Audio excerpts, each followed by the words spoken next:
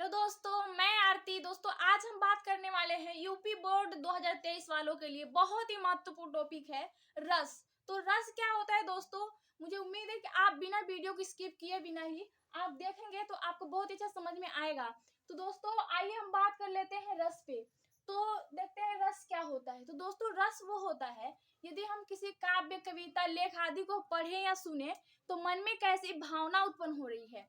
जो भावना उत्पन्न होती है, जिस चीज को हम पढ़ लिए हैं फिर सुन लिए हैं मान लो, तो जो अंदर से भावना कैसी, जो मेरे अंदर जो भावना आ रही है उसको पढ़ने के बाद या सुनने के बाद, मान लो तो किसी सॉन्ग को ही सुन लिया मैंने, तो कैसी भावना उत्पन्न हो रही है, तो इसी को रस कहते हैं। जो मन में भावना उत्पन्न होती है उसी को रस का नाम दिया गया है। तो रस इतना कठिन नहीं है, बहुत ही आसान है, बहुत ही आसान है।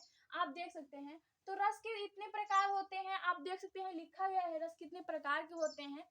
तो अब हम बताने वाले हैं जो अलग अलग भावना उत्पन्न होती है, कभी खुशी, कभी गम, कभी गुस्सा, कभी क्रोध, कभी कैसे भी भावना उत्पन्न होने, तो कभी हर्ष होता है। तो ये सारी जो भावना उत्पन्न होती है उस सबको अलग अलग भागों में बांटा गया है। तो आपको सबसे पहले हम ये बताने वाले हैं कि ऐसा परिभाषा लिखें जिसमें एक ही परिभाषा तो लिखें लेकिन सब आ जाए, सबके लिए एक ही परिभाषा हो। वैसे बुक में तो अलग अलग दिया है तो इतने सारे कौन याद कर पाएगा। तो आप ये ऐसा, हम इतना अच्छा मतलब इतना इजी बताने वाले हैं कि जिसमें आपको एक ही परिभाषा से आप सबका, चाहे इसमें से कोई सा भी आपको लिखने के लिए आ जाए, बहुत ही आसानी से आप लिख सकते हैं, वो भी 2 सेकेंड में। ठीक है, तो आइए सबसे पहले हम देख लेते हैं। ये तो समझ में आया कि रस किसे कहते हैं, मन की भावना जो उत्पन्न होती है उसी को रस कहते हैं। अब आइए हम परिभाषा पे बात कर लेते हैं। तो लिखेंगे परिभाषा इसका, जब किसी कविता, कहानी, लेख आदि को पढ़कर या सुनकर मन में जो भी भाव उत्पन्न होगा वहां पे हम यहाँ पे लिखेंगे का भाव उत्पन्न होता है, का भाव जागृत होता है,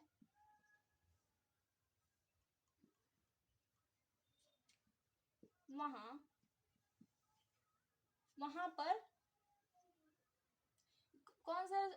कौन सा रस पाया जाएगा, जो भी रस होगा उसका हम नाम लिख देंगे। इसमें से जितने भी सारे कोई भी रस होंगे यहाँ पे नाम लिख देंगे। पाया जाता है,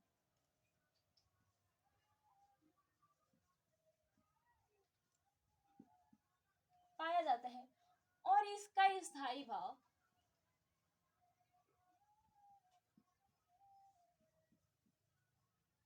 और उसका स्थायी भाव लिखना होगा आपको, होता है।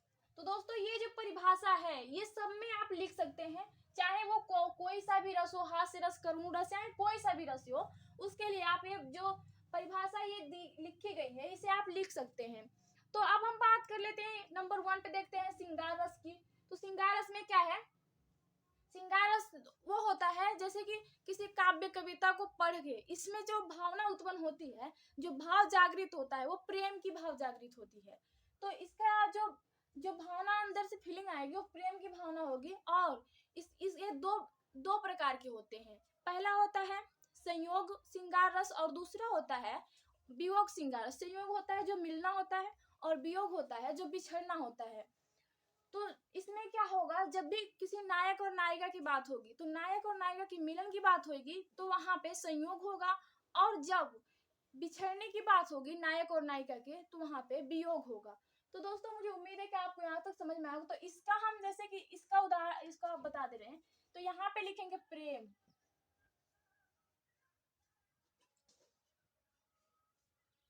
प्रेम। और कौन सा रस है ये? श्रृंगार रस है।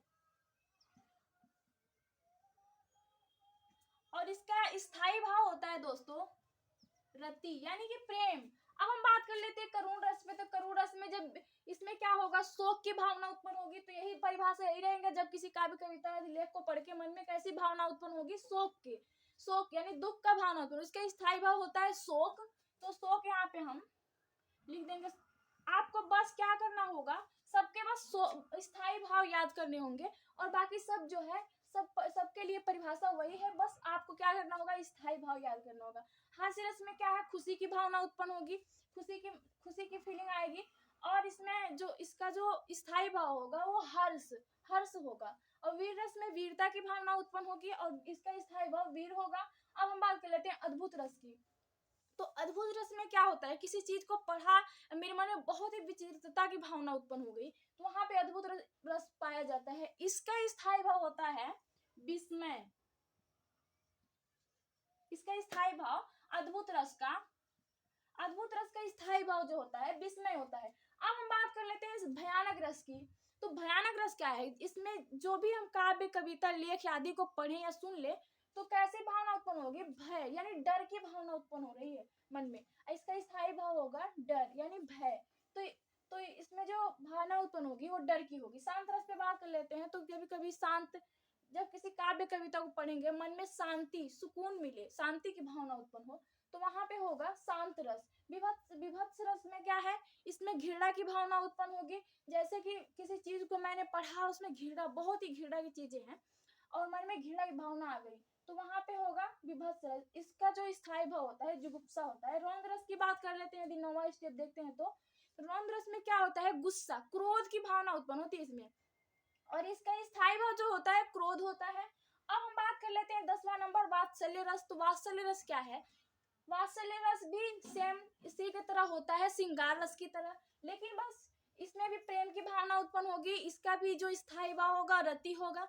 इसमें भी 2 स्टेप होते हैं, इसके 2 भाग होते हैं। पहला संयोग वात्सल्य रस और वियोग वात्सल्य रस, और इसमें भी जो चीजें होंगी सेम इसी की तरह होगा, श्रृंगार रस की तरह। बस क्या है इसमें अंतर ये है कि इसमें जो बात हुई है वो किसके बारे में हो रही है, नायक और नायिका के बारे में बात हो रही है, ये यानी कि प्रेमी और प्रेमिका की बात हो रही है। लेकिन इसमें जो है वात्सल्य रस में, इसमें ऐसा नहीं है। इसमें जो जिसके बारे में बात होगी वो माता पिता यानी टीचर और स्टूडेंट, या माता पिता और पुत्र के विषय में जो बात होगी उसी को हम कहेंगे वात्सल्य रस। तो आप इसका उदाहरण भी लिख सकते हैं। आप उदाहरण में क्या लिख सकते हैं, उदाहरण की यदि हम बात कर लें तो उदाहरण में आप कविता लिख सकते हैं। जो भी आपको कविता याद हो वो आप लिख सकते हैं और आप कविता लिख सकते हैं और फिर क्या लिख सकते हैं, कोई चुटकुला भी लिख सकते हैं। चुटकुला जो है हास्य रस के लिए चुटकुला ही सही रहता है, तो आप चुटकुला लिख सकते हैं, कविता लिख सकते हैं। और कभी आपको जो कुछ भी ना याद आ रहा हो तो आपको किसी गाने की 2 पंक्तियां याद हो जो इससे मिलती जुलती हो, जिस रस के बारे में बात हो रहा है। आपको स्थायी भाव तो पता है, तो इसका भावना जो पता है, तो आप उसी के रिलेटेड कोई भी गाने की 2 लाइन भी आप लिख सकते हो। तो आपको इतने सारे जो रस हैं बहुत ही समझ में आ गए होंगे। तो दोस्तों ये जो परिभाषा लिखी है ये सबके लिए है और मुझे उम्मीद है कि आपको पसंद आया होगा वीडियो। तो थैंक यू। तो दोस्तों हमें उम्मीद है कि आपको सब अच्छे से समझ में आ गया होगा। यदि आपका फिर भी कोई प्रश्न होगा तो कमेंट बॉक्स में जरूर बताइएगा। धन्यवाद। यदि आप यूपी बोर्ड कक्षा 10वीं में गणित और विज्ञान की तैयारी करना चाहते हैं तो आप हमारे YouTube channel Manisha SK study hub 4.0 पर जाकर देख सकते हैं। दोस्तों यदि आप कक्षा 1 से 8 तक के स्टूडेंट हैं तो आप हमारे YouTube channel SK study hub पर जाकर देख सकते हैं। धन्यवाद। यदि आप यूपी बोर्ड 12 के स्टूडेंट हैं और यदि आपको हिंदी, अंग्रेजी और नागरिक शास्त्र साथ ही भूगोल विषय की तैयारी करनी है तो आप आरती SK स्टडी हब 3.0 पे जाके देख सकते हैं। तो दोस्तों यदि आपको यूपी बोर्ड 10वीं में इंग्लिश, हिंदी और सामाजिक विज्ञान की तैयारी करनी है तो आप हमारे YouTube channel SK study hub 2.0 पर जाकर विजिट कर सकते हैं। Thank you. तो दोस्तों हमारे वीडियो को लाइक, कमेंट, शेयर करते रहें।